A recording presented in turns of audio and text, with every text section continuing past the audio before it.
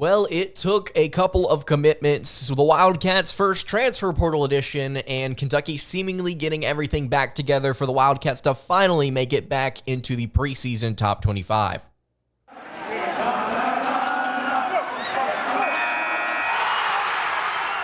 You are Locked On Kentucky, your daily podcast on the Kentucky Wildcats, part of the Locked On Podcast Network, your team every day.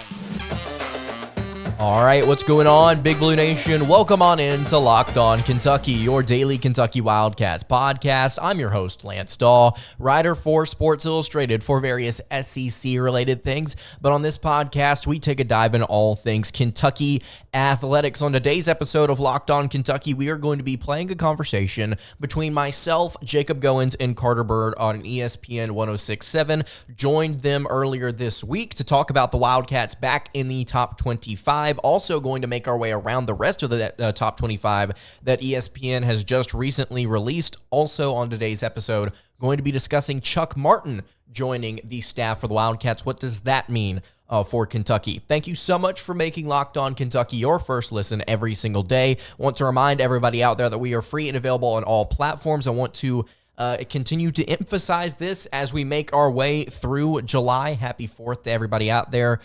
Just a couple days ago, it was one of my favorite 4ths I've had in a while. But if you have not subscribed to the show already, please go ahead and do so, trying to get to 5K before the beginning of the season. We are getting closer and closer every single day, so I appreciate everybody out there who has subscribed. If you're listening on podcast, please go ahead and give us a review as well. Let us know what you think about the show. All right, without further ado, here is our conversation with Jacob Goins and Carter Byrd on ESPN 106.7. Well, speaking of Kentucky, want to talk some college basketball because ESPN updated their way too early top 25, and they did this in kind of mid to late June, and then in that one, Kentucky was not in the top 25, in any top 25, to what seemed to be a very, very long time, because we knew that team had 7 players on the roster and had no idea if Antonio Reeves or Bradshaw or whatever was going to happen with that team, who was going to be playing in the blue and white for Kentucky. Over the last couple of weeks, I think some of those questions have been answered. Kentucky is back in the way too early top 25. So I want to go through and look at some of these teams, including where Auburn is. And just to let you know, they're not in the top 25, which is ridiculous. And I'm just going to let people keep sleeping on Auburn basketball and just let them shock the world when they hit the floor because of the talent on that team. But looking at this top 25, we'll kind of break it down a little bit, guys, here. Just looking at, again, this is the ESPN way too early top 25 for college basketball. Kansas, number 1.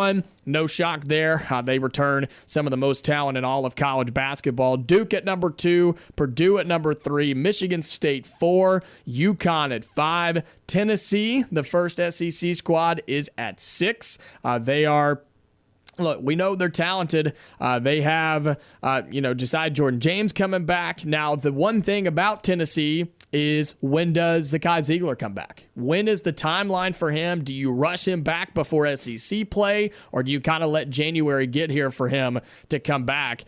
Lance, I think if you're Tennessee, the smart thing to do, coming off of that nasty injury, you got to wait until conference play. I think the timeline just sets up for him to come back mid-January, in my opinion, just to be safe. And I want to take a look here quickly at Tennessee's non-con slate. Let me rephrase. We can't take a look at Tennessee's non-con slate because they haven't said anything out. So, obviously there are going to be some big-time matchups. But, at the end of the day, even if there are games where I think Tennessee feels like, we could really use, everybody at their peak, you're not going to, I think, value that over what SEC play is going to bring you this upcoming season. And this is something I think that we talked about when we discussed the SEC Big 12 Challenge. These non-con games that Tennessee could be playing against, like a Gonzaga or a team like North Carolina, who they're going to be playing in the SEC ACC Challenge, those games earlier on in the season mean so much less than a February game against a top half team in the SEC because of what their resume could bring you, because of what that quad one victory could mean to your team later Bingo. on. That is spot on. Spot on. He's 100% right. And that's what I've said too, is non-conference games in November, December, it's not that they don't matter, But what are we discussing every time the middle of March rolls around on Selection Sunday? We're talking about those big conference wins, right? Nobody cares that you beat Gonzaga in November. Nobody cares that you beat North Carolina or Duke in December. Like, it doesn't matter because that team that played you in December is not the same team that's playing in March. And guess what? You're not the same team that you were in November, December that you are in March. And so I'm 100% with you, and I think that's why when you look at Tennessee basketball being number 6 on this way too early top 25, yes, they're good, but Zakai Ziegler is the foundational piece of that basketball team. And if Tennessee is smart, they'll wait till January and conference play rolls around to bring him back. It's looking like right now, and I'm just going to Tennessee's website, the only big game that they have is against Wisconsin, and I think that might actually be their season opener. And again, there's just no Where reason. are they playing that? Tennessee's website is not being very user-friendly right now. If you go to the schedule on my end, literally nothing pulls up. It's just empty. Well, let's go the back way. Let's go through Wisconsin's schedule. Let's go through Wisconsin's website. If you go to the men's basketball tab on their website, They're playing at Wisconsin. Oh, they're playing at Wisconsin. Okay, all right. Wow. Okay. That's fun. Even fun. still, how much does that game matter to you in relation to getting Ziegler back for? There's no late way he plays in non-conslate? that game. There's no way he plays in that game, and that's a Wisconsin team that, because of the Kentucky Wildcats, moved up into this way too early top 25. Wisconsin got bumped to 26, so they're going to be a solid team. They are a They solid should team. be. They're consistently decent, but I don't know how much. Hang I the think- banner, consistently decent. I think that Wisconsin. I think that Wisconsin game for Tennessee without Ziegler is perfectly fine. I think that they will be fine. I think I mean, they're going to be fine, but again, it's November. Who cares? It's November. And with an injury like Ziegler had, rushing somebody back is just such a bad idea because it's so easy to injure yourself again. Tennessee's got more interesting games on this schedule than I think I've realized. They're Wisconsin in the opener, the Maui Invitational a week later, then they're Illinois. at UNC, Illinois at home, NC State and San Antonio. That's a weird one. That's a really random one to say, hey, we're like, what? Those schools can't be more than 2.5, 3 hours apart. And they're like, let's go halfway across the country and play this game. Is that like a little makes tournament sense. or something? It's got to be. The Hall of Fame San Antonio, whatever. It literally just says Hall of Fame San Antonio on the Barkley's website. favorite city. There you go. There you go. That very, very true. You look down the rest of this way too early top 25. Houston at 7, Gonzaga at 8. Cool. Florida Atlantic at 9. Okay, I mean, I get it, but I just don't know what that team's going to look like. Marquette at 10, Arizona at 11. You have San Diego State at 12, Creighton at 13. The next SEC squad is Arkansas at 14, right above North Carolina at 15. Look, Arkansas is talented, man. They are really, really talented. They've got a couple of big transfers. You have Khalif Battle from Temple, who averaged almost 18 points a game. You have Tremont Mark, who was averaging 10 points a game at Houston. And then Who torched Auburn because he got matched up with Wendell Green and said, I'm 8 inches taller than you, and I'm just going to shoot over you from the mid-range all game long. Yep. And look, I think Arkansas is really talented and will be in the mix to win the SEC this year in college basketball. I really do. I just think Muss is too good of a coach. My question is shooting from deep. They weren't a good three-point shooting team last year. You lost some very talented players. How do you respond going into this next season? North Carolina at 15, Villanova 16. Lance will get you to talk about this one. Kentucky creeps their way back into the way too early top 25 after I mentioned earlier some good news for the Wildcats. From outside the top 25 to 17, that's not quite it's- creeping. That's a kicking the door in. Yeah, that's what I wanted to start this off with is Kentucky bouncing back in, not just like, oh, we're at 22, 23. Let's just put them borderline outside the top 15 after they get a couple pieces and You're kind of almost a figure out Sweet this 16 roster. team right now, Dude, Lance. I would love to be a Sweet 16 team. That would mean the world to me. Before I dive into Kentucky, I just want to very briefly say about Florida Atlantic. They were 10-2 in games decided by 5 points or less last season. Do we really expect them to do that in the regular season again this year? I understand that that's a very talented team. team. I just don't know if it's preseason top 10 ranking. I mean, sure, it's preseason. It's the projection out. I just don't know if it's a top 10 team. But wait, which one was this? Florida Atlantic. All right, before we continue along with our conversation with Jacob Goins and Carter Byrd, want to tell you guys about our friends over at FanDuel. You can take your first swing at betting on MLB over at FanDuel. You can get 10 times your first bet amount in bonus bets up to $200. So if you throw in $20 on a bet, you can land $200 in bonus bets. That is win or lose. That's $200 you can spend betting on everything from the money line to the over-under to who you think is going to be the first to hit a home run within a game. The Atlanta Braves, my favorite team, is incredibly hot right now. It's really a lot of fun to put a lot of different stuff down on them. Some of you are St. Louis fans. A lot of you are Cincinnati Reds fans. If you want to head over to FanDuel, you can put down any sort of money on all of those teams and more, all on an app that is safe, secure, and super easy to use. Plus, when you win, you can get paid instantly. There is no better place to bet on MLB than FanDuel, and so you can sign up today at MLB or FanDuel.com/lockedon to get up to $200 in bonus bets. That's FanDuel.com/lockedon. Any of your MLB bets you want to lay down, I would head over to FanDuel, the official sports betting partner of Major League Baseball. Yeah, I think they're that high because the entire team comes back too. Like they lost 0 players. Yep. And the whole team is back on a Final Four team. And again, I just want to it's not a bad team, but what I'm saying is for them to have won that many close games in the regular season last year, that's fair. Do we expect them to replicate a 30-win season and then do what they did again, which is so difficult to do in the tournament? I bet you they win 30 games again because everybody's back. I don't think that I'm not. And that conference is not good. I'm not like hating on Florida Atlantic, but I would put like $1 down on them winning less than 30. Little friendly wager. So, you have an issue with that. I have an issue with number 3 in the country because ain't no way Purdue's going to be a top 3 team. Yes. With the way that a Fairleigh Dickinson, a school that I didn't know was real, dismantled them. Yeah, I don't understand. Like, I understand Edie's good, guys, but let's be honest. Like, if you can dismantle Purdue in different ways, we've come to realize, regardless of how many freaking California Red Oaks they've got down there, down low, it does not matter. It does not matter. They will. And they give did not way. add anybody that's like, oh, that's going to be what pushes them over the top and makes them a really high-level competitor. I don't see that. And Purdue will always blow it in March. Yep. They will always lose in March. So let's talk about the team that did add pieces that's going to bring in the national title, Kentucky. So you're looking at this recruiting class, right? The 5 stars that they brought in. Reed Shepherd, the lone 4-star. I did an episode recently about him. I think that he's very underrated, and he's playing very good in practice right now. For Kentucky, they've brought in Tre Mitchell. They've brought in they've gotten the commitment of Somto Cyril for next season. They brought in Joey Hart. They brought in Jordan Burks. They've gotten these pieces now, gotten some momentum on the recruiting trail. And when you look at you've got Antonio Reeves coming back. I don't even think we talked about that last week, Jacob, about Antonio Reeves coming back for this program. That is huge. What does that mean for Kentucky? Well, that's huge for not only Kentucky, but your mental health. Exactly. That's what I was about to say. It's twofold. It's for my own personal gain as a person. I can sleep better tonight.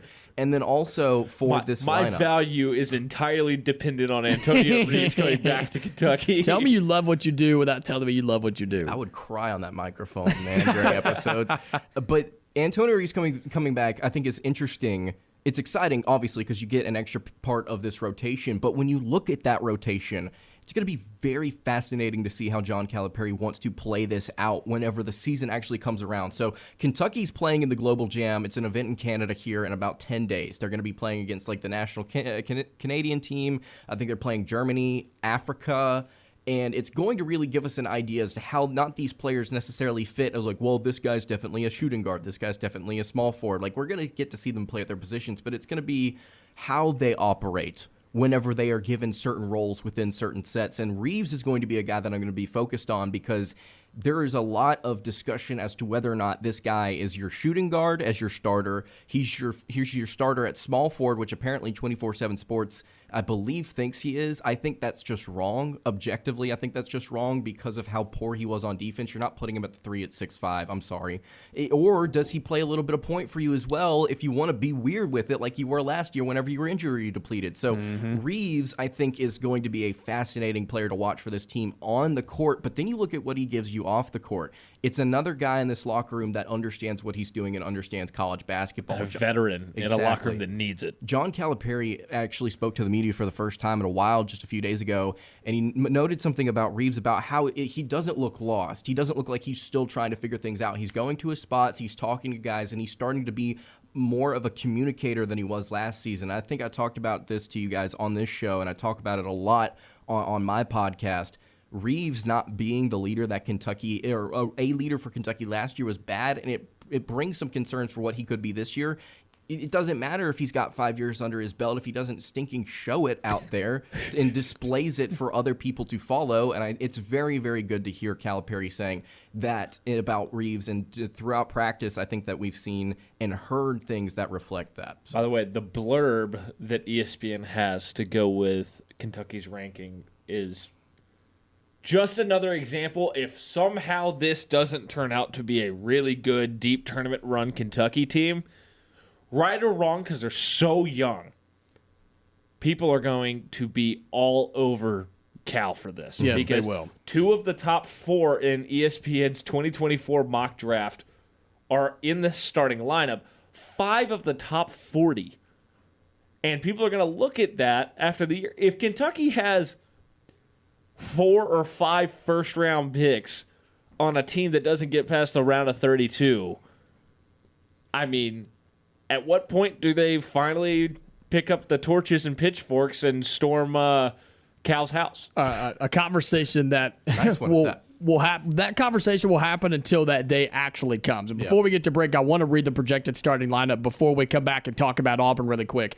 DJ Wagner, Antonio Reeves, Justin Edwards, Tre Mitchell, and then help me pronounce this one, Lance. Ugonna. Thank you. That is the center that they have listed for Kentucky. 2 of those 5 players are 4 of the best players in all of high school basketball that are coming in recruiting, 2 really good transfers. So I think Kentucky, they've got the talent. That's never a question. It's whether Cal can put it together and Kentucky can make a run in March. 334-321-1390. We'll tell you how ridiculous it is that Auburn's not in this top 25, the way too early top 25, when we come back as we wrap up hour number 1. All right, that was our conversation with Jacob Goins and Carter Byrd. Appreciate them. Appreciate ESPN 106.7. Always fun to hop on the line to talk with them about what's going on with Kentucky and various other SEC schools. I want to talk about something before we head out here today. Just want to make the note, Chuck Martin, this was a hire that was swirling in the rumor mill over the past few days about whether or not Kentucky was going to make it. It is official. Chuck Martin is joining John Calipari's staff at Kentucky, formerly at Oregon, also spent his time with South Carolina from 2022 to 2017. Cal's tie here is the Memphis connection that Chuck Martin and John Calipari had, I believe from 06 to 08 is when Chuck Martin worked with Cal, and he's a veteran guy, and Cal said so in his in the press release that Kentucky put out about him. He said, quote, "Chuck is a veteran in this profession who will be a great benefit to our team and staff. He has ties not only to me when we were on staff at Memphis together, but also to several other members of our staff. Chuck is an established coach who will be our assistant coach and recruiting coordinator, looking to open new doors to make our successful recruiting even stronger." Martin said, "I'm really excited to be reunited with Cal. I'm looking forward to be joining this tremendous staff and being a part of something that is greater than myself." In case you did not see it just a few weeks ago, John Welch, former NBA assistant, also joined Kentucky staff just a few short weeks ago. I'm really excited about the addition of John Welch simply because of what it could mean for the individual development of players here at Kentucky, but also for the changing maybe a little bit of the offense. We had an episode about that recently. And actually, if I'm not mistaken, Martin was already at Peach Jam with Cal, with a couple of other assistants, if I'm not mistaken, already scouting stuff out, wearing the blue and white. So I'm excited to have Chuck Martin on because of how experienced he has been at some pretty successful programs. St. John's, Memphis, South Carolina from 2017 to 2022. If I'm not mistaken, South Carolina made the Final Four in that 2017 season. It might have been the year prior to that. But Martin has been alongside some pretty solid teams, and he's worked in this league, which is something that you always like to see. So I appreciate Chuck Martin hopping on the staff with John Welch. I'm curious to see what those two are able to bring to the table this season. And there's one more thing that I wanted to note here before we head out. So we talked about Jacob Toppin quite a bit before the NBA draft as not necessarily a disappointment because of what he is, but a disappointment because of what NBA scouts and what NBA teams think of him. I really like Jacob Toppin as a potential NBA player, and I was excited to see him get signed by the New York Knicks.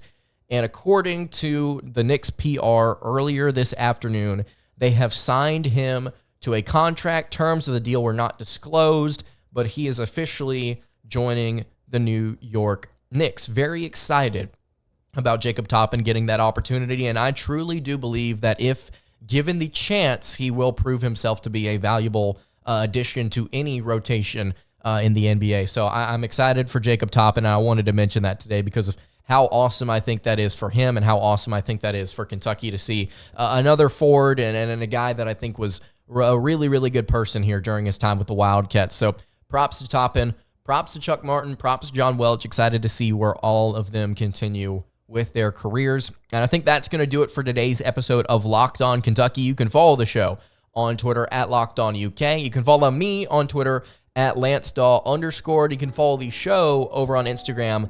That is at Kentucky Podcast. I will see you all on Monday for another episode of Locked On Kentucky. Hope you guys have a great rest of your day. God bless, and do not forget to subscribe.